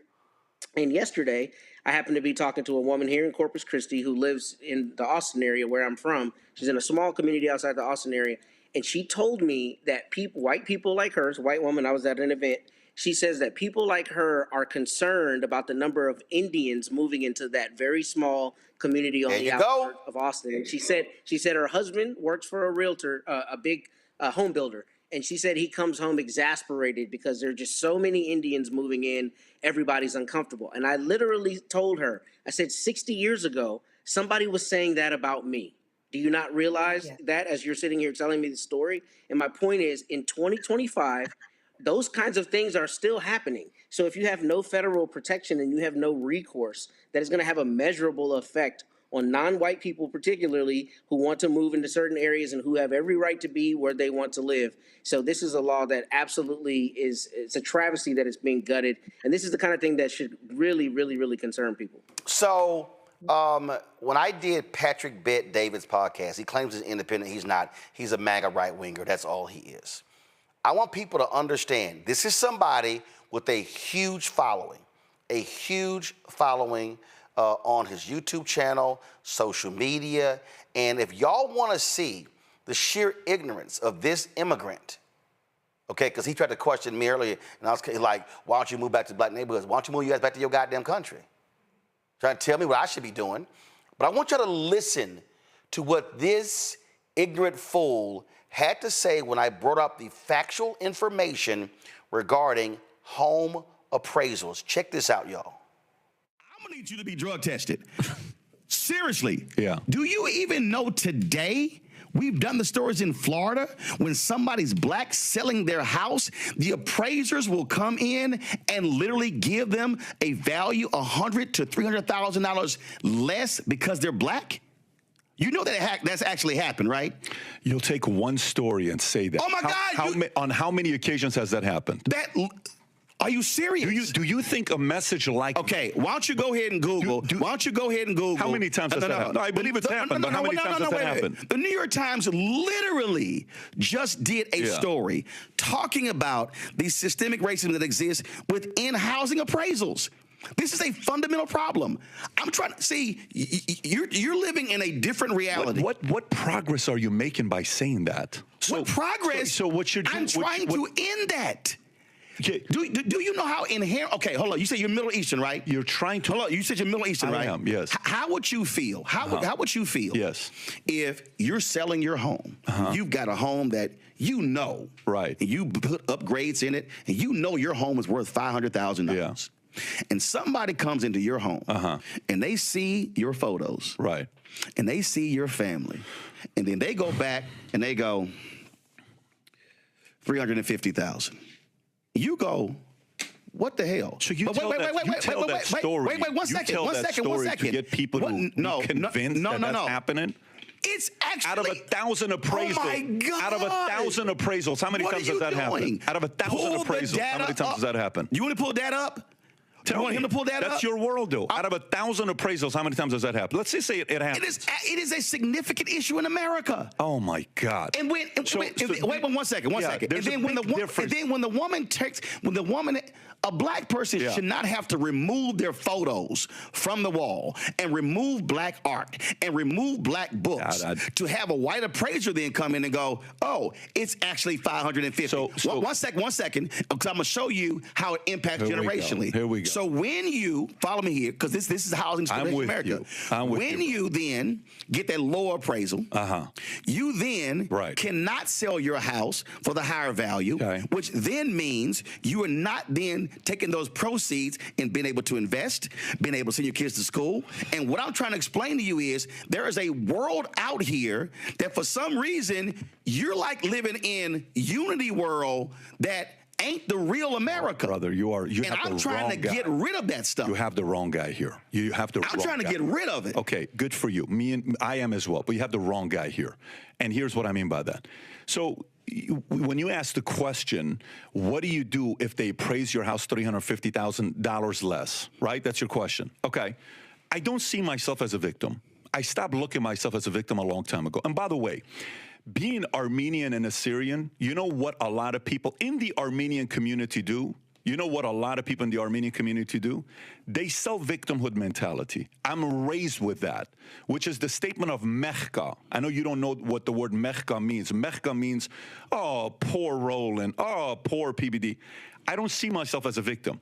And the other part is when you use one story as an example to divide and get people even angrier because out of 1,000 appraisals this happened one time, I don't think you're unifying when you say a statement like that to say, hey, this is what's taking place all the time. But going back to it, so you left because you wanted better economic situation for yourself. Listen to what you just said.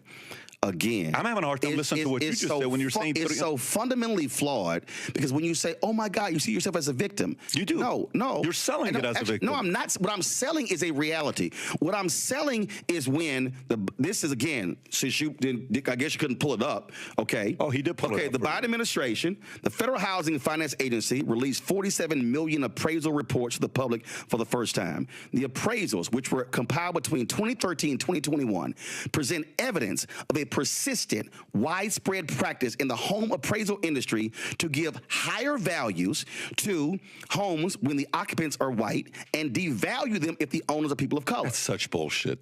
That's such bullshit. You know why? Hold up. Let me tell you why that's such bullshit. They actually took the reports and showed the data, and now you call it bullshit. Of course I call it bullshit. So wait a minute. So you asked for the data and the facts. No. And now you give your opinion first of all, because you don't like the facts. Bro. Come on, man. You run a company? Yes, I do. Okay, so when you run a company, how much shit can I find in the OPEX?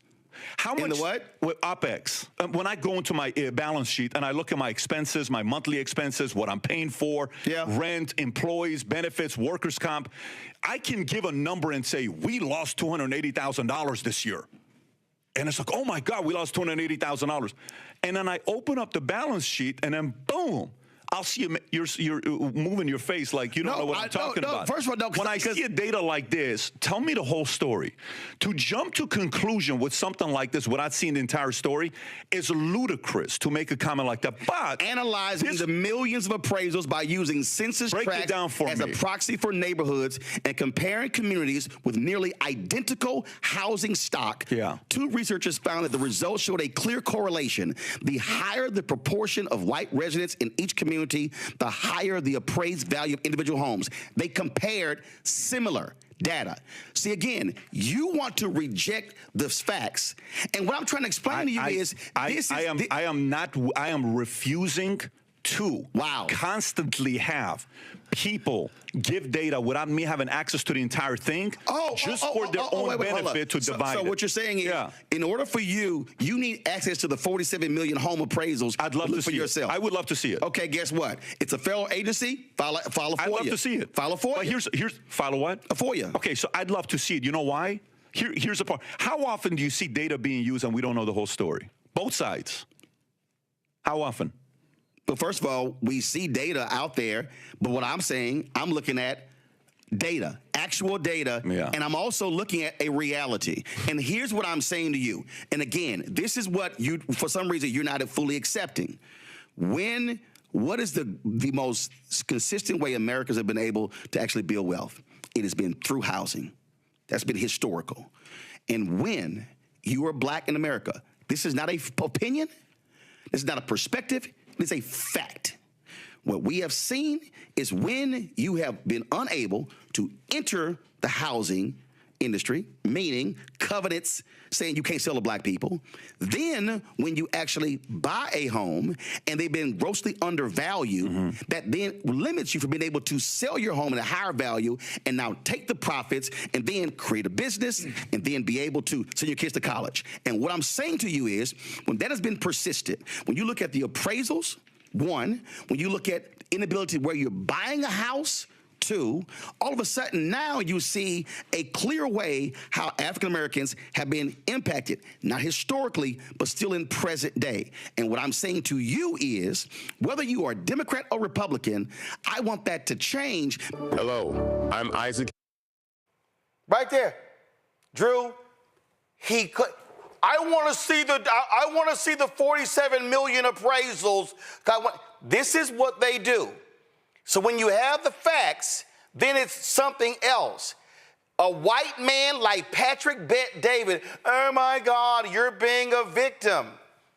I'm being a victim because I'm stating fact. This is what these Republicans do. This is what these Republicans who are immigrants, who's Armenian, Syrian, or whatever the hell. The reality is Patrick Bet David gets to come to the United States and live like a white man. He gets to be seen as a white man. He doesn't have to take down his photos, but guess what? If you got black art, and you got black books, and you got black DVDs, and you got black family portraits, you gotta hide your shit because these white appraisers are taking you down. Thing I want to make sure that's not missed in this conversation is that the appraisal bias is the biggest, I mean, the most significant robbery of Black generational wealth, be it if you live in a majority white neighborhood or if you live in a majority Black neighborhood. Not only is the appraisal happens, when you talk about what systemic racism is, when you talk about how it impacts our families generationally, if I am not in a community that is appraised appropriately, which means that means opportunities, that means access to healthcare, that means access to great schools, which means access to networking opportunities. Those are the things that impact us tremendously. And if we do not continue to shine a light, I'm going to go back to this.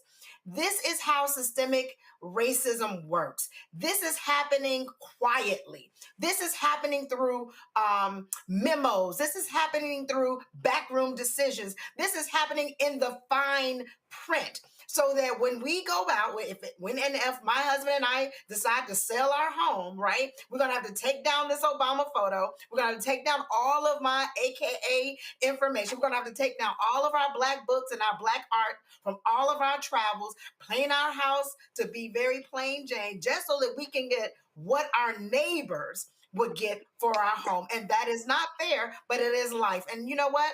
Sometimes you just have to state the fact and keep on walking, because arguing or going back and forth with someone like that, they don't get it because they don't want to get it. No. But see, here's why that was important, Michael, because my deal is I'm going to check you on your show. And guess what? All your followers, they gonna have to listen to that conversation, and I dare they Google it. When I click the comment section of our video here, this sister here, she actually posted this comment. She said, Black realtor here, racism and appraisals is a huge issue. When listing homes, I strongly encourage my African-American sellers to remove all traces of themselves. Once I explain why, they understand. My job is to get them the most money possible, not tiptoe around their feelings. This guy's being willfully obtuse. And that's all this was. He did, you're just using one example out of 1,000. And then when you bring the data up, oh, I don't believe it. I want to see it for myself. Oh, data can be manipulated. Man, get the hell out of here. Well, he didn't know that you were coming with the facts. That's what it is. And that's why he had a guy sitting there who was pulling stuff up on the monitor. And I said, oh, you can't pull this one up. I literally told him the article, all they had to type in Google was New York Times, housing appraisals and racism. But it was like, oh, he just couldn't find it. So I was like, yeah, I can find it on my own phone. I'm going to read it to you. Absolutely. New York Times, widespread racial bias found in home appraisals. Easy to find, November 2nd, 2022. And this, what you said is so important. The Brookings Institute has been doing a lot of good work exposing this because the Brookings Institute has a piece on how racial bias in appraisals affects the devaluation of homes in majority Black neighborhoods. And our homes are devalued by approximately $162 billion. Okay, so that impacts generational wealth. That decreases our ability to pass on generational wealth to the next generation. And about 96% of home appraisers are white. Now, the Biden-Harris administration was doing work to combat that. Okay, And one of the things they did was took on racial bias in home appraisals and closed the black-white home misevaluation gap by 40%. Now all that stuff is going to stop. Is going to stop under the Trump administration, because anything dealing with race that they feel discriminates against white people, they're shutting down in the name of attacking DEI, diversity, equity, and inclusion. So I'm glad you showed that. But once again, this shows how policy impacts your economics. And you got a lot of people out here who spoke negatively about Vice President Kamala Harris, said don't vote for them, just focus on building businesses in your community, stupid shit like that.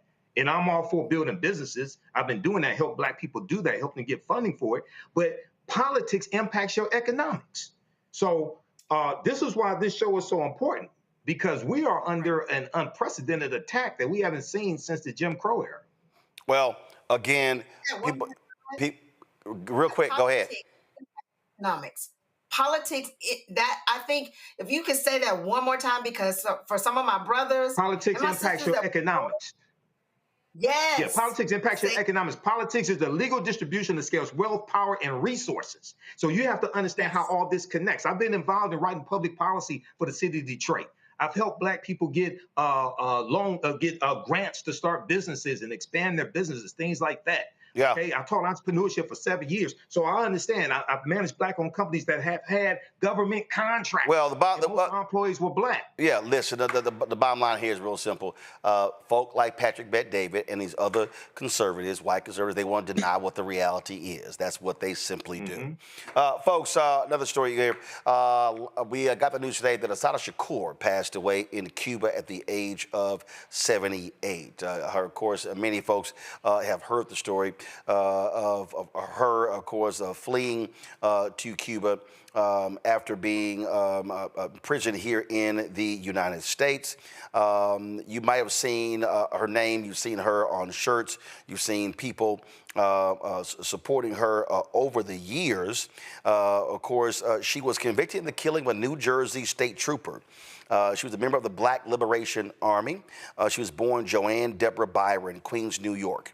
Her name became widely known in 1973 after a shootout at the New Jersey Turnpike that left State Trooper Werner Forster and fellow BLA member Zaid Malik Shakur dead. She was wounded in the incident and was arrested and later convicted of murder. In his death in 1979, she escaped from the Clinton Correctional Facility for Women in New Jersey with the help of armed allies. Years later, she has surfaced in Cuba, where Fidel Castro's government granted her political asylum.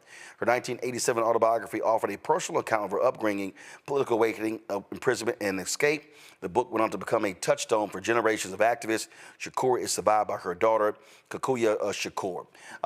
Cleo Monago joins us right now. He, of course, has been involved in behavioral health. He's been involved Blacks Men Exchange, a number of different organizations.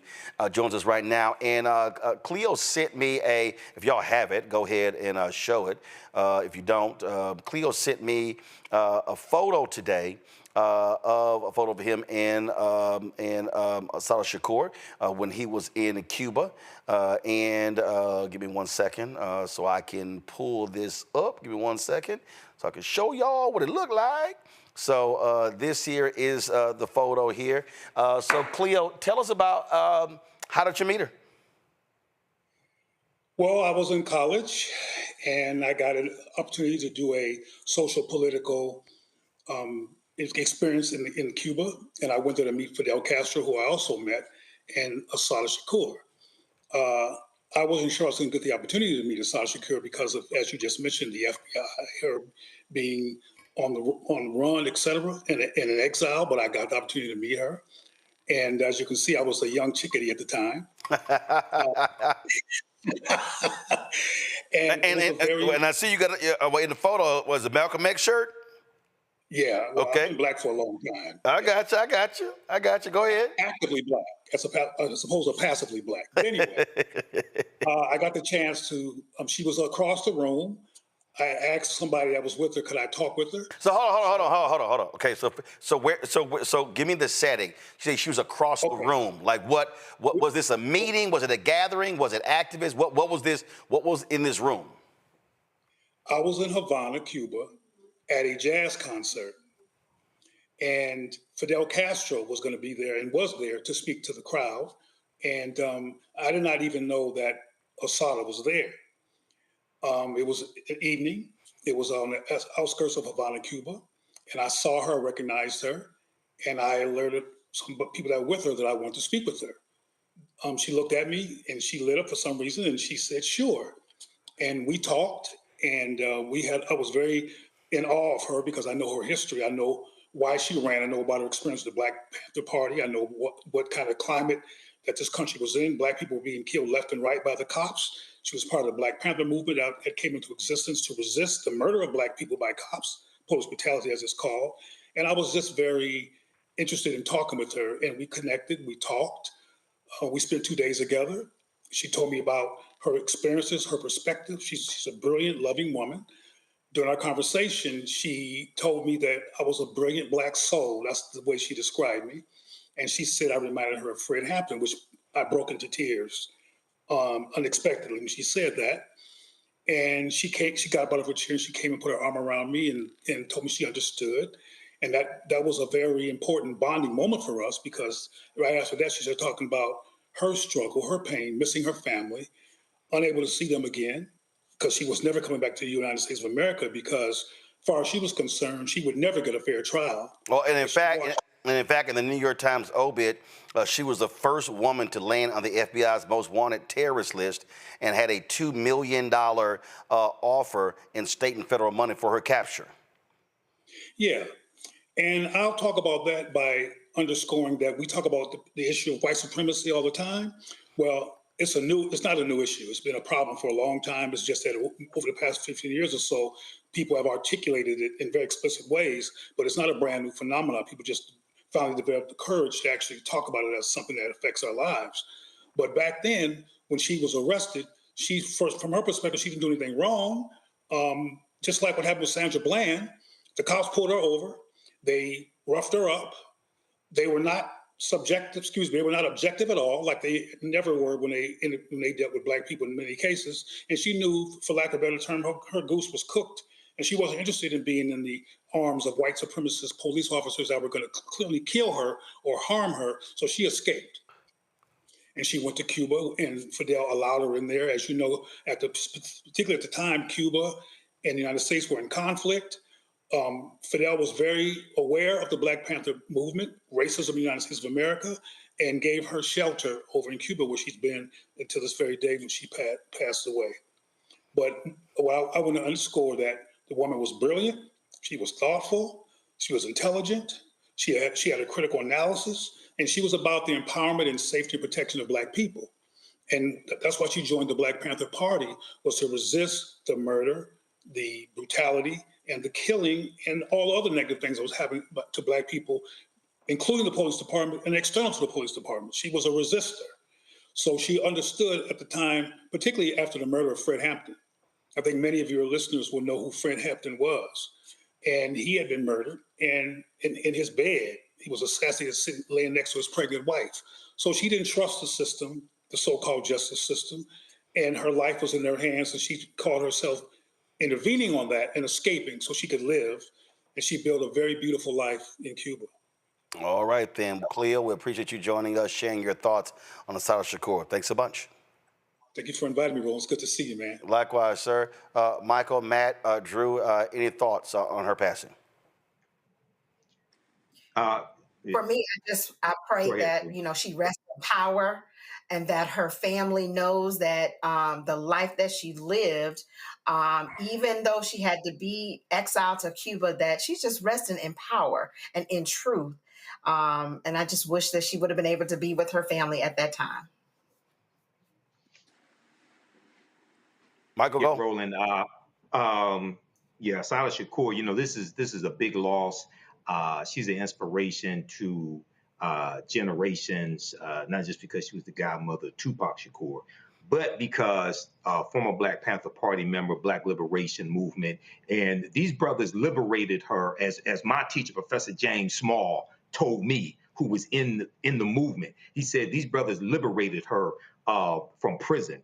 I was watching an interview from 2013 that former attorney Lennox Hines did on Democracy Now! And he broke down the case against her, the murder case against her and the New Jersey state trooper, against the New Jersey state trooper. And he broke down how she could not have done the crime, okay, because she couldn't even raise her hands above her head because of bullets that hit her. So he broke down the case, and she was convicted by an all-white jury. So this is the type of, as Cleo stated, this is the type of injustice that the Black Panther Party and the Black Liberation Movement, Black Liberation Army, this is what they were fighting against here in this country. And the fight continues today. Absolutely. Matt, anything? Yeah, the only thing I'm going to add is I saw something on Facebook right before the show that I thought was really important. There's a friend of mine who was saying that this is the kind of depth of conviction that people need to really model themselves after, number one, and to say as well, you know, that phrase that you see a lot on social media, we are not our ancestors. Well, this is exactly the kind of ancestor you should strive to be, a person who is going to live their commitment and their conviction as strongly as she did. And I'm hoping that this younger generation takes from that the drive to do the same in their own lives. All right, folks, that's it for us. I appreciate it. Drew, Matt, Michael, thank you so very much for joining us on the panel. Folks, Monday, I'm going to be coming to you live from South Carolina. Hall of Fame basketball player Alex English is having his celebrity golf tournament. I was invited to play in that, and so I'll be broadcasting from South Carolina, so we'll be here. What'd you say, Matt? Matt, what'd you say? Much love to the control panel. Matt, what'd you say? Say what? Oh, now you know what I'm saying? Now you self-muting? You self-muting now? Yeah, you are foul, deep in your. I was trying to show love to your staff. Oh, look at you. No, but you over there being demonstrative, so I thought you had something to say. So I'm like, go ahead and say it with your chest. I was telling your staff that I wasn't trying to throw them under the bus, but that I had to let you know that God don't like ugly. So that's all. But I can't trust none of y'all. God don't. I don't trust. No. What happened was I saw you over there being on demonstrative, so I was like, I'll call you. But then they know if I call your name, pull you up. See, so that's what they did. So they were doing their job. Okay. All right. Well, shout out to the control panel. Yeah. I don't know how y'all deal with this, brother, but you deserve easy all the love. Called direct deposit every 2 weeks. That's how they deal with it. So you try to, yeah. God don't like ugly, and He don't like burnt orange as well, and He don't like Arch Manning. That's it. All right, we done, folks. Again, I'm live in South Carolina on Monday. The Alex English Celebrity Golf Classic. Don't forget, y'all, support the work that we do. Join our Bring the Funk fan club. Your support is really appreciated. Use the Stripe QR code if you want to contribute via Cash App. You see it bottom left-hand corner. PayPal's R Martin Unfiltered. Venmo's RM Unfiltered. Zelle. Roland at RolandSMartin.com. Roland at RolandMartinUnfiltered.com. Download the Black Star Network app. Apple phone, Android phone, Apple TV, Android TV, Roku, Amazon Fire TV, Xbox One, Samsung Smart TV. Be sure to get a copy of my book, White Fear, How the Browning of America is Making White Folks Lose Their Minds. Available bookstores nationwide. Of course, if you want to get our Roland Martin Unfiltered Black Star Network swag, please do so by going to shopblackstarnetwork.com. Shopblackstarnetwork.com for t-shirts, wall art, all hats, you name it, we got it. Also, if you want to support our black-owned products, you see all of these products to my left. You can see those. You got skin products. You got, you got relishes. You got sauces. You got shirts, crossword puzzles. You got black-owned toilet paper. You got all this sort of stuff right here. So support all of these products, and so you can get it right there. Shopblackstarnetwork.com. Shopblackstarnetwork.com. And also, folks, if you want to be sure to download the app Fanbase. Download the app Fanbase. If you want to invest, go to startengine.com/fanbase. Startengine.com/fanbase. Y'all know how we always end the show on Friday. We show all the folks who've donated. More than 36,000 people have donated to our show since we launched 7 years ago. And so we always show their names every Friday. I'll see y'all on Monday. Holla!